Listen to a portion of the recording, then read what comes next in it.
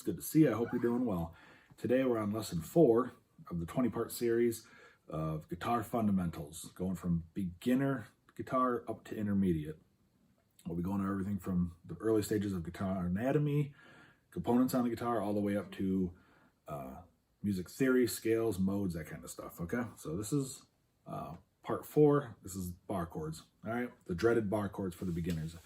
They're not that bad, don't worry, they're not that scary. They're just gonna take a little bit of work and some strength, and you'll be glad you learned these, all right?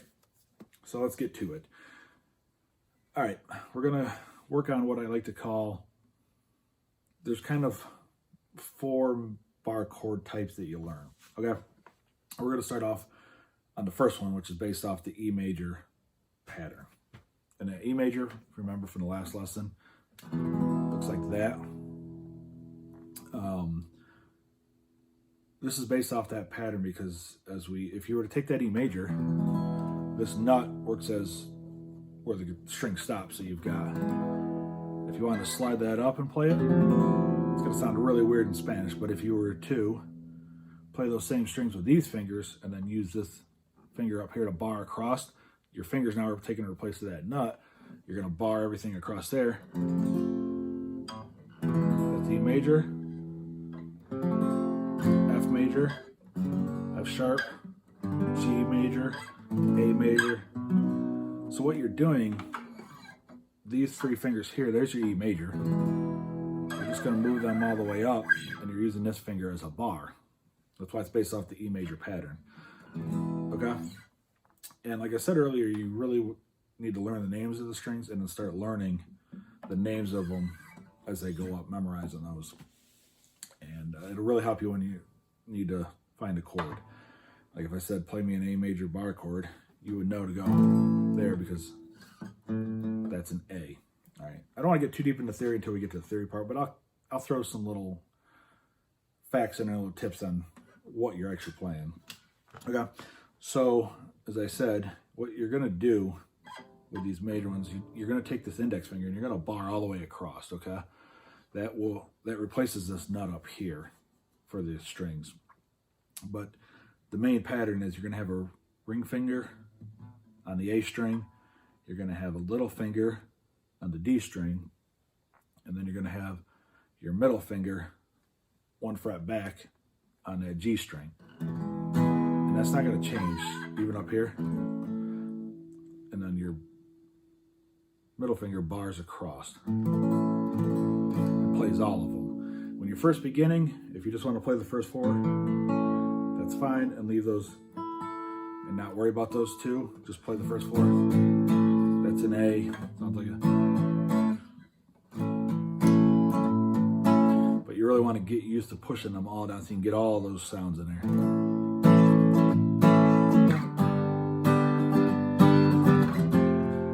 All major chords that you're playing this way. And this is what we call the root on the 6th string. So when you play this E major, that E is your root note. If you were to play the F major bar chord, that F is your root, G. These are majors because of where that finger is in that major. If you remember your E minor, you take that off, and now that string's being played at the nut, that's your E minor. The same concept goes. You can play it like, there's your E minor. All right, using those fingers instead. Slide it up and then bar that. That's an F minor, G minor, A minor, A minor. So that E major pattern just keeps moving up. The E minor pattern does the same thing.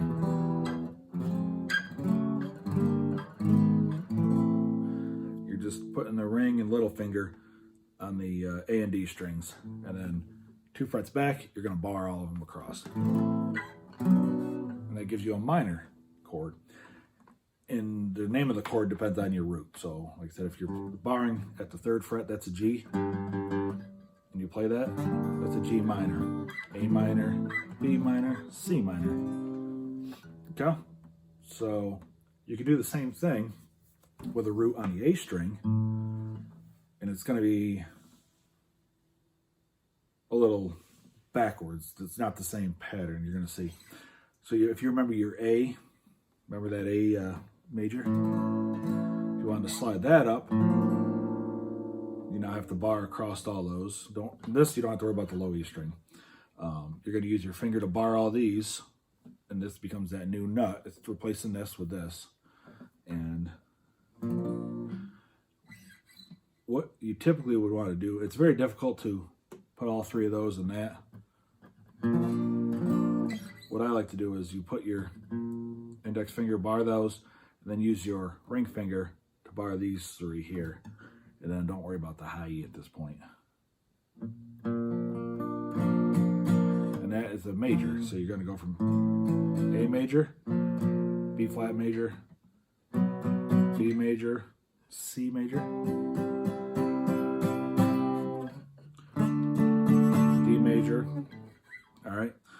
Like I said, because what you're doing there is you're just moving that A major position up, and now you're using your finger to bar a new nut, basically.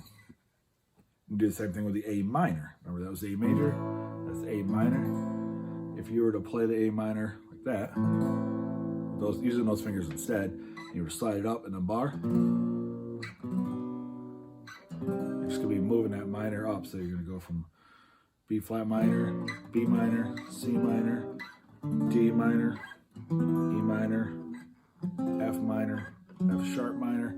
All you're doing is taking that original A minor position, and you're going to be moving it up and just using your finger to bar across. Basically, you're just 2 frets back, you're barring all the way across. And that's how you build the minor bar chord with the root on the 5th. So not too scary. Just a lot of strength in your fingers, this muscle here. If you ever have to play a song that's all bar chords, some Nirvana, they're power chords, but we'll get into those eventually. Actually, we can discuss them now. Actually, we'll get to them. I'll do them down the road. I don't want to get confusing. So, like I said, bar chords with the root on the 6th or the 5th. 6 for major, you're going to use that E major pattern.